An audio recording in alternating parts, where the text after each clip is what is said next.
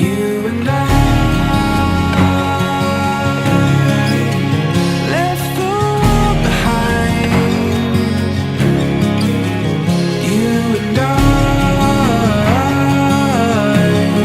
for all we know, it couldn't get better than this.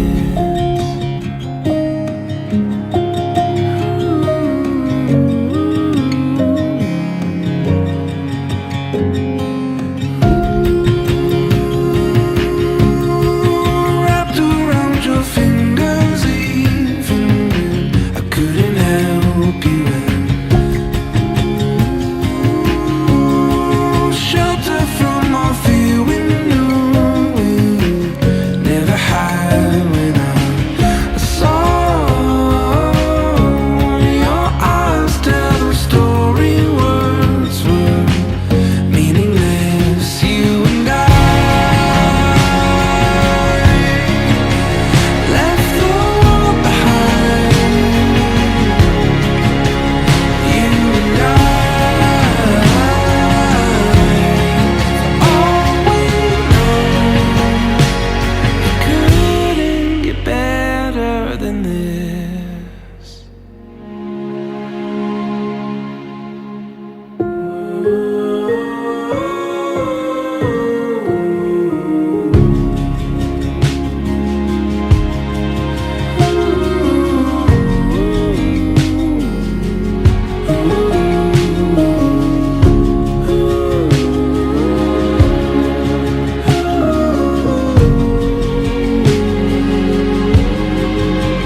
You and I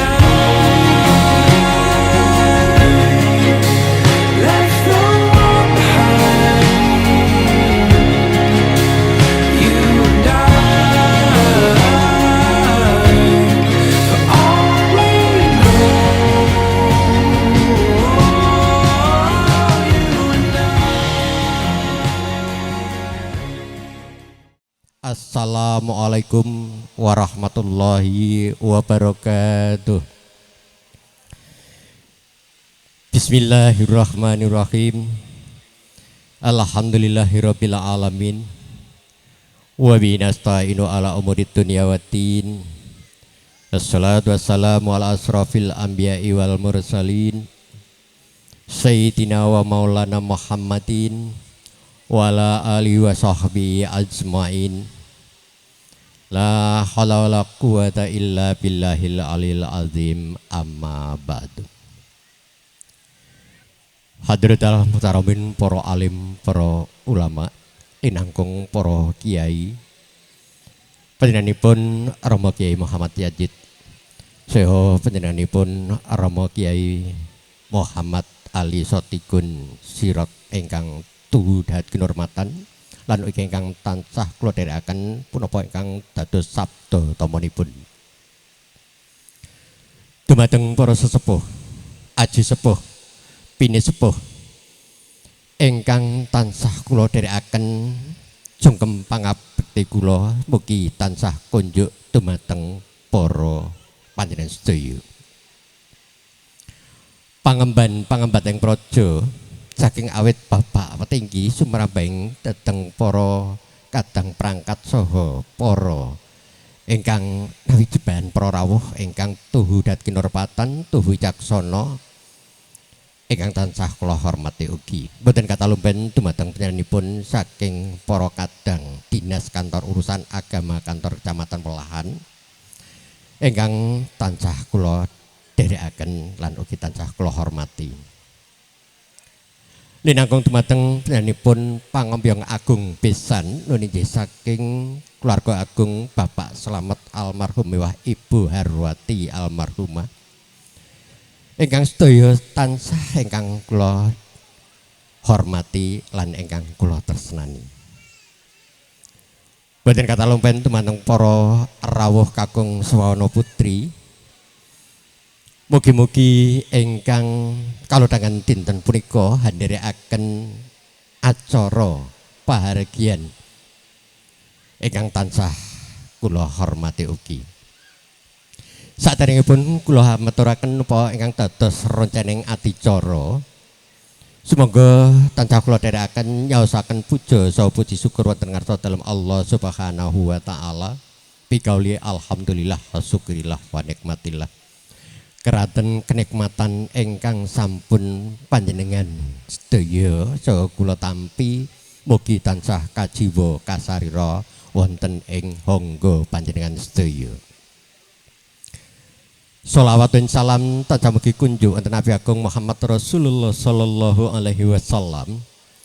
Mugi-mugi kita sedaya tasih kadaku umatipun tansah saged nglampahi punapa dados pitedah-pitetahipun ing pangajab samangke sinageta hanampi syafaatipun langkung-langkung syafaatul hudmah.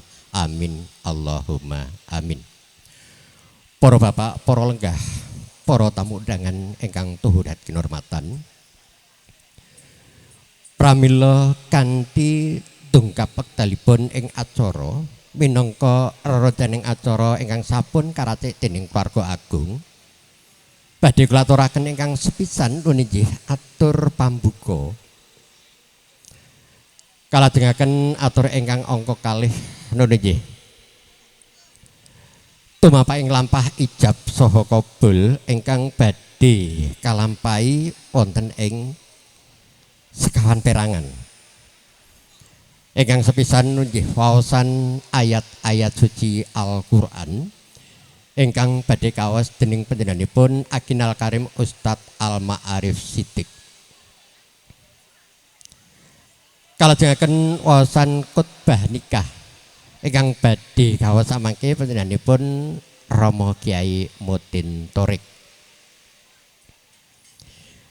Kalajengaken tumampaking wisuda utawi ijab saha kabul mangke dipun ayahi saking para petugas ingkang sampun nampi jejibahan ijab saha kakabulaken dening pinanganten kakung Bagus Sahab Ardiansah. Purnaning ijab saha kabul kasampurnaaken kanthi doa ingkang samangke badhe kaaturaken dening panjenenganipun Rama Kiai Mutin Thorik. Purna acara salajengipun nuninggih acara waosan sehga taklik ingkang badhe kawas pinanganten kakung nuninggih Bagus Sahab Ardiansah. Purna waosan sehga taklik kalajengaken acara panggih ingkang samangke badhe kaparatitisaken dening juru pangadi busana ngantos sakparni purnaning acara sungkeman. Purna acara sungkeman nggih kalajengaken acara atur pangandikan.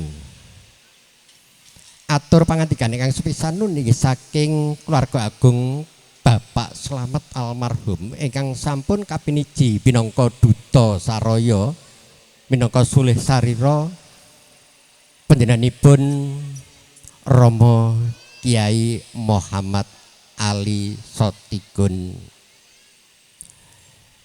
kalajengipun supe nika pasrah pinanganten kakung saha sauga rampinipun. Kalajengaken atur panampi Bapak Sugiono boten kuwawi matur piyambak samangke badhe kaaturaken ingkang sampun kapiniji panjenenganipun Rama Kiai Muhammad Yazid.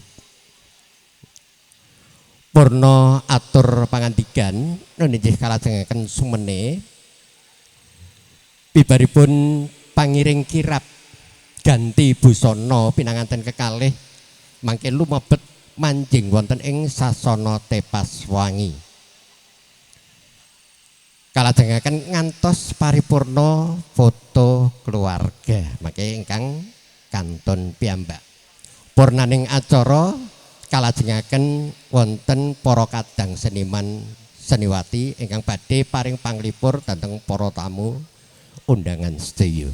Mekaten menggah roncaning atur sumangga ingkang sampun kula sebat setunggal-setunggal kanthi tumapake lampah ijab saha kabul kasumanggaken sasana kula aturaken kanthi purnaning acara ijab. Nuwun kawula nuwun. Assalamualaikum warahmatullahi wabarakatuh. A'udzu billahi minasy syaithanir rajim. Bismillahirrahmanirrahim. Wa min ayati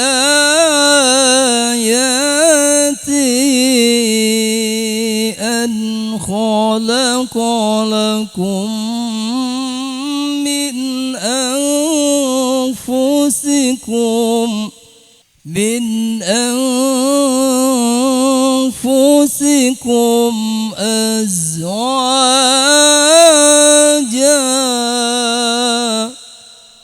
من أنفسكم أزواجا لتسكنوا إليها وجعل بينكم مودة ورحمة إن في ذلك لآيات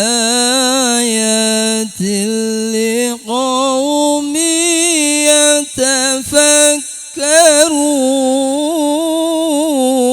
يتفكرون إن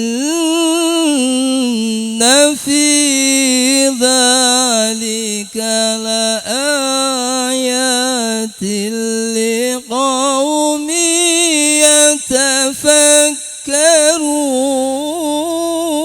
يتفكرون ومن آياته خلق السماوات والأرض ومن آياته خلق السماوات والأرض واختلاف ألسنتكم وألوانكم إن في ذلك لآيات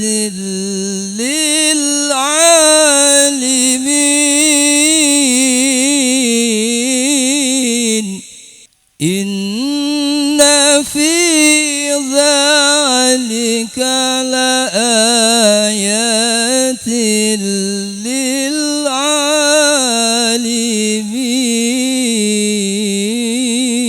للعالمين صدق الله العظيم بسم الله الرحمن الرحيم الحمد لله الذي خلق من الماء بشرا فجعله نسبا وسهرا خلق آدم ثم خلق زوجته حواء من ضلع من أضلاعه اليسرى فلما سكن إليها قالت الملائكة ما هي آدم حتى تؤدي لها مهرا قال وما مهرها قالوا أن تصلي على سيدنا محمد خاتم النبيين وإمام المرسلين فوفى المهر وخطب الأمين جبريل عليه السلام وزوج له على ذلك الملك القدوس السلام وشهد إسرافيل وميكائيل وبعض المقربين بدار السلام فصار ذلك سنة أولادي على تعقب السنين أحمده أن خلق لكم من أنفسكم أزواجا لتسكنوا إليها لتسكنوا إليها وجعل بينكم مودة ورحمة واشكروا أن جعلكم شعوبا وقبائل بالتناسل الذي هو أصل كل نعمة أشهد أن لا إله إلا الله مبدع نظام العالم على أكمل حكمة لا إله إلا هو تبارك الله رب العالمين وأشهد أن سيدنا محمد رسول الله حبيب الرحمن ومجتباه القائل حبب إلي من دنياكم النساء والطيب وجعلت قرة عيني في الصلاة قال يا معشر الشباب من استطاع منكم الباءة فليتزوج فطوبى لمن أقر بذلك عين رسول الله صلى الله عليه وسلم وعلى آله وأصحابه والتابعين أما بعد فإن النكاح من السنن المرغوبة التي عليها مدار الاستقامة إذ من تزوج فقد كمل نصف دينه كما أخبر بذلك الحبيب المبعوث من تهامه وقال تناكحوا تناسلوا فإني مباين بكم الأمم يوم القيامة وقد حث عليه المنان بقوله وأنكحوا الأيام منكم والصالحين وهذا عقد مبارك ميمون واستماع على خصال خير يكون إن شاء الله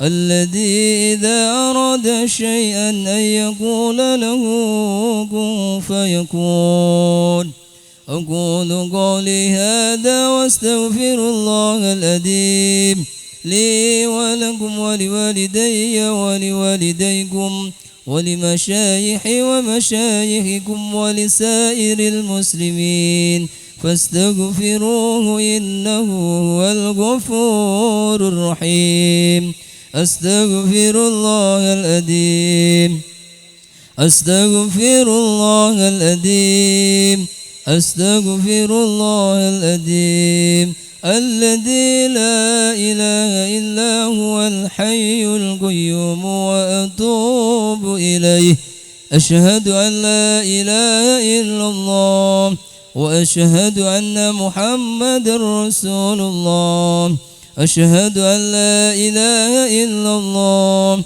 وأشهد أن محمد رسول الله أشهد أن لا إله إلا الله وأشهد أن محمد رسول الله صلى الله عليه وسلم السلام عليكم ورحمة الله وبركاته. Assalamualaikum warahmatullahi wabarakatuh. Teman-teman para alim, para romo kiai, para ustad, telah para sepuh bini sepuh, para ustaz yang ingkang pun mulia ketina Allah Subhanahu wa taala. Monggo sesarengan kita syahidi anggenipun masyhab Ardiansah nindakaken wontenipun akad nikah wonten ing enjang menika katinjuan tampipun pangestu. Mugi-mugi akad nikahipun masyhab Ardiansah kalian Mbak Erika Wahyu Ningrum tansah pun paringi ridho saking Allah Subhanahu wa taala imaki saged nuwuhaken kuraku ingkang sejahtera bahagia minat dunya hadalil akhirah amin Allahumma amin. A'udzu billahi minasyaitonir rajim. Bismillahirrahmanirrahim. Alhamdulillahilladzi qad ahallan nikah wa harrama sifah. Asyhadu an la ilaha illallah wahdahu la syarikalah wa asyhadu anna Muhammadan abduhu wa rasuluh. Allahumma shalli wa sallim wa barik ala sayyidina Muhammadin wa ala alihi wa sahbihi ajmain. Wala haula wala quwata illa billahil aliyil azim. Qala rabbi shrah li sadri wa yassir li amri wahlul 'uqdatam min lisani yafqahu qawli. Amin. Amma ba'd. Mas usika wa nafsi bitaqwallah faqad fazal muttaqun. Ya akhil mubarak Syahab Ardiansah ibna Bapak Selamat almarhum. Uzawwijuka ala ma amarallahu bi min imsakin bi ma'ruf au tasrihim bi ihsan bi qaulillahi ta'ala wa ashiruhunna bil ma'ruf. Ya akhil mubarak Syahab Ardiansah ibna Bapak Selamat almarhum. Angkahtuka wa zawwastuka mahtubataka Erika Wahyu Ningrum binta Bapak Sugiono biwali abiha alladzi qad wakkalani bimahri milyunain wa sab'ami'ah wa isrina wa samaniyata alfi rubiyah halan. Qabil tu nikahaha wa tajwijaha bil mahri madhkuri halan. Barakallahu laka wa baraka alaika jama'an bainaka bil khair. Allahumma salli ala sayyidina Muhammad sayyidina alina akhirin da Allah ta'ala kulli sahabati rasul ajmain. Alhamdulillahi rabbil alamin. Allahumma salli ala sayyidina Muhammad. Allahumma ali bainahum wa baina tinal ma. Allahumma ali bainahum wa baina adama hawa. Allahumma ali baina ma sayyidina Ibrahim Asara. Allahumma ali bainahum wa baina sayyidina Yusuf wa Zulaikha. Allahumma ali bainahum wa baina sayyidina Musa wa Safura. Allahumma ali bainahum wa baina sayyidina Muhammad sallallahu alaihi wasallam bi khadatil kubra. Allahumma ali bainahum wa bainahum sayyidina Ali Fatimah Zahra bi rahmatika ya arhamar rahimin. Allahumma ya Allahumma barik lana wa barik lahum fi aqdima adan mubarak maimunah. Allahumma barik lana barik lahum fi rizqi ma rizqan wasi'an halalan thayyiban bi ta'atillah. Allahumma barik lana barik lahum fi dzurriyyatina dzurriyyah shalihah bi rahmatika ya arhamar rahimin. Rabbana hab lana min azwajina wa dzurriyyatina qurrata a'yun waj'alna imama. Rabbana atina min ladunka rahmatan min amna rasyada. Rabbi ij'alni muqimas sholati wa dzurriyyati rabbana wa taqabbal ya Allah. Rabbana atina fid dunya hasanah wa fil akhirati hasanah wa qina adzabannar. Sallallahu sayyidina Muhammad baraka salim. Subhana rabbika rabbil izzati amma yasifun. Salamun alhamdulillahi rabbil alamin. Bi barakatil Fatihah. Bismillahirrahmanirrahim. Pada hari ini Kamis 11 Juni 2026, saya Syahab Ardiansah bin Selamat bin Bapak Selamat berjanji dengan sesungguh hati bahwa saya akan mempergauli istri saya bernama Erika Wahyuningrum binti Bapak Sugiono dengan baik atau muasyarah bil ma'ruf menurut ajaran Islam. Kepada istri saya tersebut saya menyatakan sigot taklek sebagai berikut. Apabila saya 1. meninggalkan istri saya selama 2 tahun berturut-turut. 2. tidak memberi nafkah wajib kepada 3 bulan lamanya. 3. menyakiti badan atau jasmani istri saya. Atau 4. membiarkan, tidak memperdulikan istri saya selama 6 bulan atau lebih. Dan karena perbuatan saya tersebut, istri saya tidak ridho dan mengajukan gugatan kepada pengadilan agama. Maka apabila gugatannya diterima oleh pengadilan tersebut, kemudian istri saya membayar Rp10.000 sebagai iwat atau pengganti kepada saya, jatuhlah talak saya kepadanya. Jatuhlah talak saya 1 kepadanya. Kepada pengadilan agama saya memberikan kuasa untuk menerima uang iwat tersebut dan menyerahkan kepada Badan Amil Zakat Nasional untuk keperluan ibadah sosial. Jepara 11 Juni 2026. Syahab Ardiansah. Alhamdulillah, alhamdulillah, alhamdulillah. Megah tumampak lampah ijab saha kabul sampun kawisuda.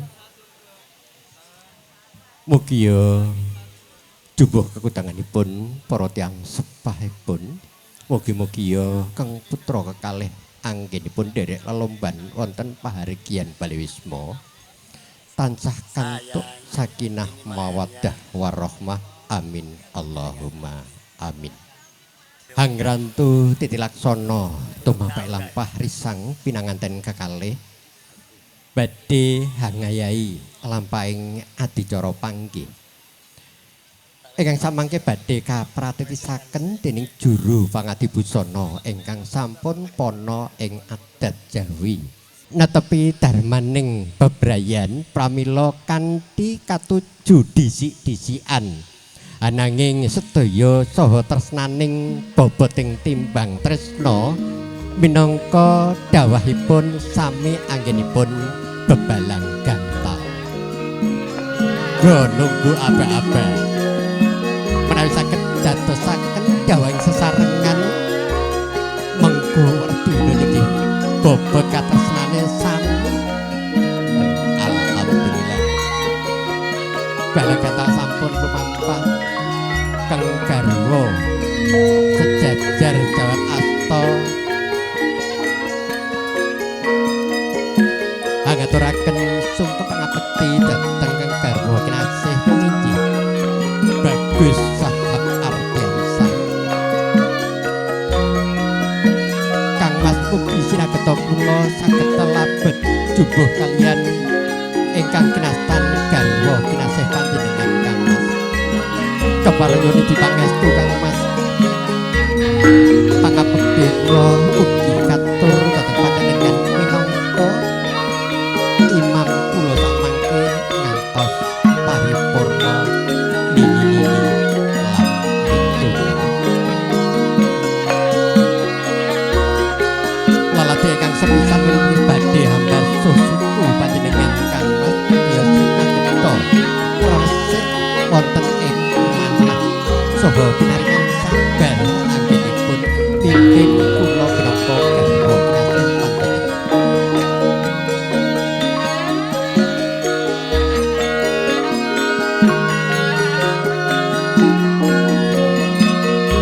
Tumampaing lampah suku saha tirta sekar minangka bondo arum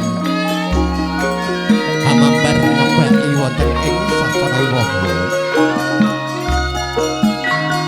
mugi tansah dadosaken kawaning bebrayan ngantos sak lajengipun.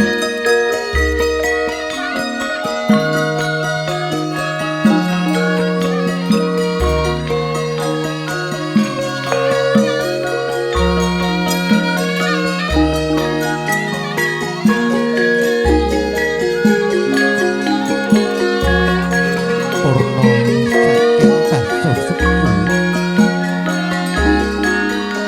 kalajeng isang pinanganten kekalih badhe kadherekaken Rama Ibu wonten ing sasana kalenggan.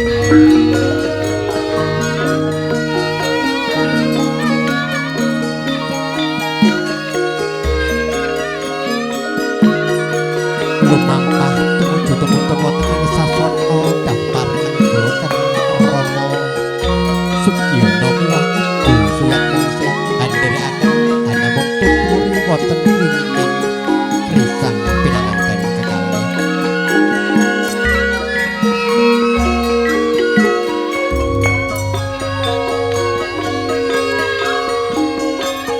Nedahaken Kang Rama saha Ibu anggenipun nuntun putra putri penganten kekalih badhe kalenggahan wonten ing dampar nenggo. Yun kuwi pangapunten Rama bilih kula badhe pun bobot timbang wonten ing pangandikan Kang Rama matur kaliyan Ibu. Ya tenane Bu, sanadyan gedhe cilik ning bobot timbange iki jebul padha. Napa nggih to Bapak? Nggih. Kasunyatan menika nak Mas Sahab nika piyayune ageng.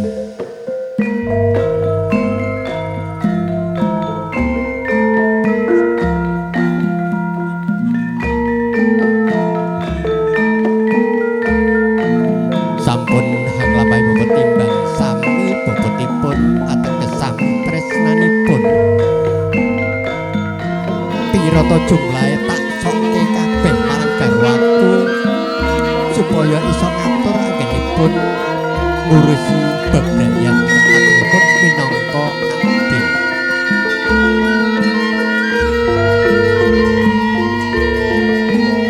Garwa kinasih sampun nampi nuwun inggih Kakang Mas matur nuwun panuwun sampun kok sedaya.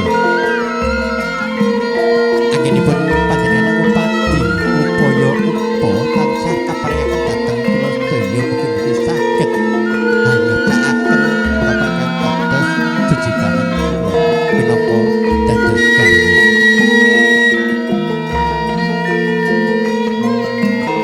Sampun para hangenya hanampi sedaya ingkang sampun katuraken garwa kinasih ingkang kineksen para tiyang sepuh.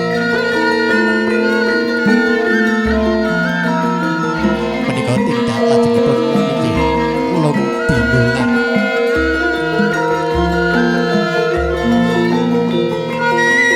Kakang Mas, wiwit punika kula badhe lelados dhateng panjenengan Kakang Mas. Sanadyan sak emplokan, rong emplokan, telung emplokan ning sampun marang ing manah anggenipun Kang Garwa. Paring lelados dhateng Kang Mas sahabat Ardiansa. Semanten ugi pangetresnanipun dhateng Kang Garwa kakung minangka imam. Hanuju dulang-dulang Kang Garwa kinasih Erika Wagulirum.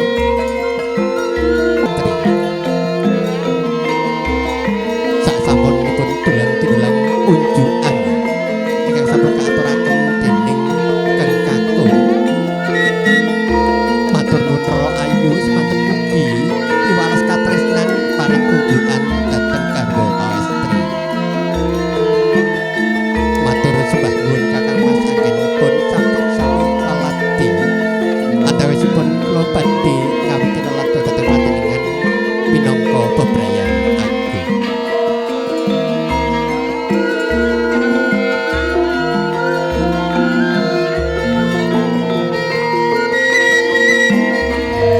Salajengipun arisan pinanganten kekalih nggih badhe nuwun iti pangestu dhateng para tiyang sepahipun.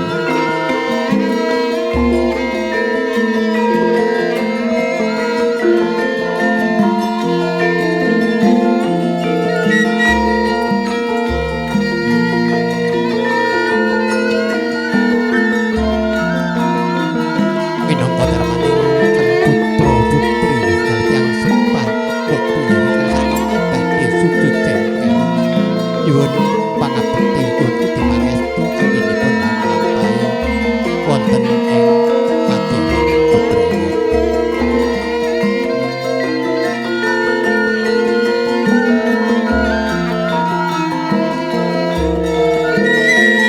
Bapak Sugiono dalah ibu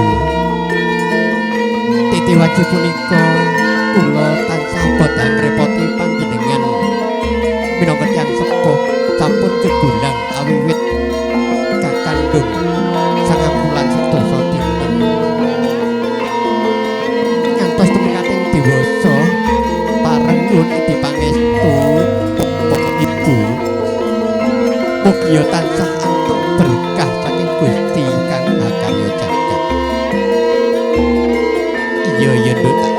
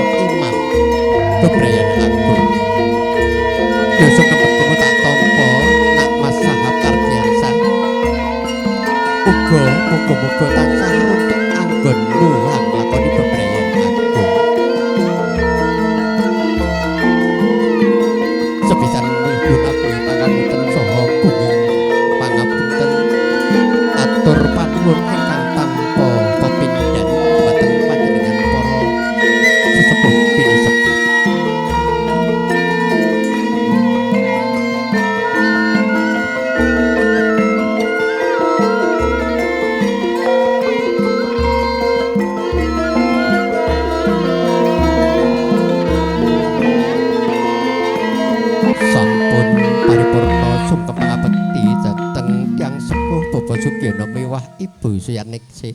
Pangestunipun mugi tansah pikantuk berkah barokah anggenipun kula hanglampahi wonten ing bebrayan agung.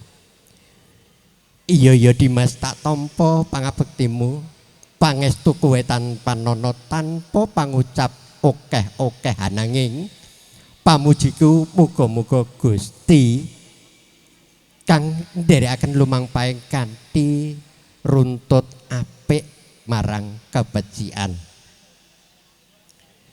Semanten ugi Kang Mas nyuwun agung pangapunten Kang Mas, matur kenging panuwun idi pangestu sampun panjenengan paringke dhateng kula kekalih sampun dados keluarga agung Bapa Slamet miwah Ibu Harwati almarhum almarhumah. Mboten namung semanten Kang Mas Mbak Yu, mbok bilih sak mangke wonten cinaketan kula nyuwun tulung anggenipun derek-derek kegulang ingkang kula dereng hamernayu utawi dereng nate bebrayan ingkang agung kados pundi kasumangkaken panjenengan Mbak Yu Kang Mas. Anggenipun paring pitutur kula saestu badhe kapidhangetaken lan badhe kula lampahaken kanthi kabecikan keluarga kula. Nggih minangka Mbak Yu saking Sahab Ardiansah sampun paring ide pangestu dhateng para adik-adik ingkang derek lomban dhateng Balewisma. Sampun purna sungkem pangabekti risang pinanganten kekalih kondur malih wonten ing lenggah dampar nenggo tasih kapratitisaken dhateng panjenenganipun juru pangadi busana ingkang sampun winasis pono ing pamawas bab adat Jawi. Jumeneng sajajar risang pinanganten kekalih sarimbit pun sisi tiang sepah kekalih ugi Bapak Sugiono miwah Ibu Suyaningsih. Dasar pinanganten kakung gagah dedeg piateke bagus pasuryane saha jumbuh kalian gegadengan garwa kinasih Erika Wahyunirum. Monggo nggih. Wah niku kerjasama yang sangat bagus luar biasa. Muga-muga sok aku dinggo neh. Alhamdulillah. Setia make up ya. Nggih, saking laladan petekean. Mbok pilih nek mboten tepat niku caket kalih Pak Haji Agus Sugierto. Niku kalar serencang.